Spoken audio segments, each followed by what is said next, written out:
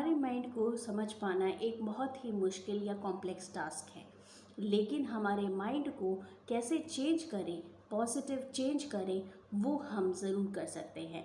तो आइए चलते हैं कुछ टिप्स की तरफ, जिससे आपका जो माइंड है वो पॉजिटिव वर्क होने लगेगा।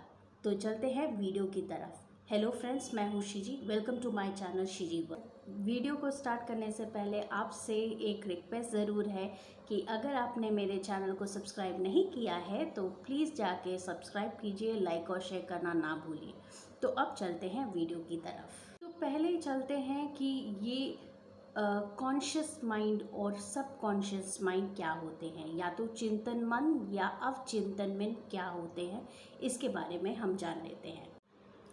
पहली बार जो भी हमारी व्याख्या या घटना या कोई बातें हो जाती है वो हमारे कॉन्शियस माइंड में होता है। तो फिर हम जाके जब उसको डीपर थॉट करते हैं, चाहे वो इमोशंस हमारे या हमारे जो थॉट प्रोसेस होते हैं, चाहे वो सही हो या गलत हो, जब हम उसको टाइम लेके हम समझते हैं तो वो हमारे सबकॉन्शियस माइंड में रह जाता है। मान लीजिए आप एक ऑर्गेनाइजेशन में काम करते हैं और आपको कोई भी एक व्यक्ति रैंडमली आके, एक जना आके आपसे बोलता है कि जो आपने पहना है वो उसको पसंद नहीं आया, तो आपने इमिजिएटली उसको इग्नोर कर दिया। तो इस थॉट को बोलते हैं कॉन्शियस माइंड, यानी आपने उसको ज़्यादा इम्पोर्टेंस नहीं दिया।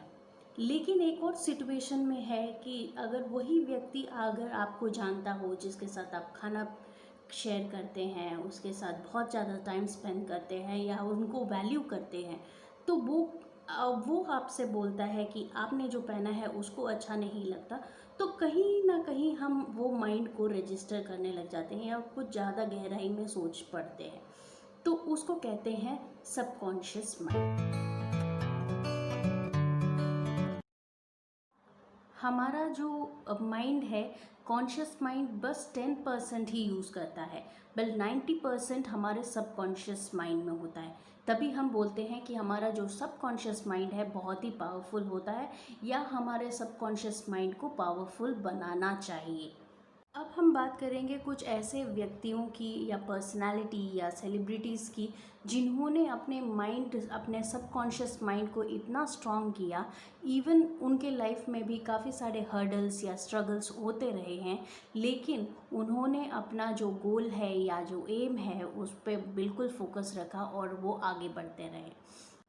आपने सुना होगा स्टीव जॉब्स के बारे में, आपने सुना होगा एल्बर्ट आइंस्टाइन के बारे में, बिल गेट्स के बारे में, धीरू भाई अंबानी है जिन्होंने रिलायंस के फाउंडर हैं, जो फिर हमारे प्राइम मिनिस्टर नरेंद्र मोदी जी, वो भी चाय बेचते थे। कैसे वो आज वो एक प्राइम मिनिस्टर हैं। सिमिलरली आप अमिताभ बच्चन जी के को ही देख लीजिए, कैसे आप अगर उनके बारे में स्टडी करेंगे, आप उनके बारे में देखेंगे, तो कैसे उनकी लाइफ में भी बैंक्रप्सी भी एक स्टेट था जहाँ पे वो उनके पास पैसे तक नहीं थे। तो आज वो देखिए, आज बिग बी के नाम से वो जाने जाते हैं। तो ऐसे करके काफ़ी, रतन टाटा जी हैं, काफ़ी सारे पर्सनालिटीज़ को हम अपने रोल मॉडल बना सकते। तो अब चलते हैं कुछ टिप्स की तरफ, जिससे हमारे माइंड में भी कैसे हम पॉजिटिव माइंड और हमारे सबकॉन्शियस माइंड में जैसे ही कोई नेगेटिव एनर्जी या कोई हमें नेगेटिव बोल जाता है या नेगेटिव थॉट आ जाता है हमारे लाइफ में, चाहे हम कोई भी स्पीयर में हो, चाहे वो फाइनेंशियल हम डिफ़िकल्टी में हो, हेल्थ रिलेटेड इश्यूज़ में हो, या कोई फैमिली मैटर्स प्रॉब्लम हो रहा है, हर सिचुएशन में कैसे हमारे ये सारे हमारे लाइफ के प्रॉब्लम्स होते हैं।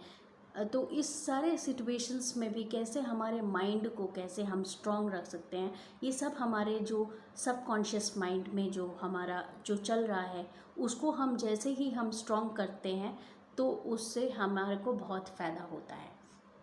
तो हम चलते हैं टिप्स की तरफ। तो पहला तो ये है, change the environment you are in. जिस आप संगति में ज़्यादा रहते हैं उसी संगति का असर आपको पड़ता है। ये बात मैंने अपने पिछले वीडियो में नेगेटिव थॉट्स में जब बात की थी तब भी मैंने बताई थी कैसे संगति का असर आपके लाइफ में बहुत ही इम्पॉर्टेंट रोल प्ले करता है। तो चेंज एनवायरनमेंट करना बहुत ही ज़रूरी है। लाइफ में भी ऐसे ही करना चाहिए कि हमें कुछ अगर कोई सिचुएशन होता है तो हमें बेटर यही है कि हम मुझसे दूर रहें या हमें प्रोटेक्ट करते रहें। तो पहला है चेंज योर एनवायरनमेंट। सेकंड है हमारा मेडिटेशन एंड रिलैक्सेशन। नेक्स्ट है हमारा योगा। नेक्स्ट है हमारा spend time along with God. जितना टाइम गॉड के साथ स्पेंड करो उतना ही आपको मन में भी शांति रहेगी या मिलेगी। नेक्स्ट है listen to good music. Next या आप कर सकते हैं या आपको कोई भी रीडिंग करना अच्छा लगता है तो आप कोई ऑटोबायोग्राफीज़ जिसके आप रोल मॉडल बनना चाहते हैं, जो भी व्यक्ति आपको पसंद है, कोई सेलिब्रिटी हो सकता है, कोई पर्सनालिटी हो सकता है, कोई भी इंडिविजुअल फील्ड से रिलेटेड हो सकता है, उनकी ऑटोबायोग्राफीज़ पढ़िए, उनके बारे में जानिए तो थोड़ा और नॉलेज आपको मिल सकता है, उनके लाइफ से इंस्पायर ज़रूर हो सकते हैं। नेक्स्ट है हमारा know your talent. Know your talent में इसमें यही है कि आपका जो भी जिसमें भी ज़्यादा इंटरेस्ट है उस पैशन को जस्ट जी जान से पैशन को जाने और वो करने की। नेक्स्ट स्टेप ये है कि ना तो हम किसी के बारे में बुरा बोलें, ना तो हम सुनने जाएं,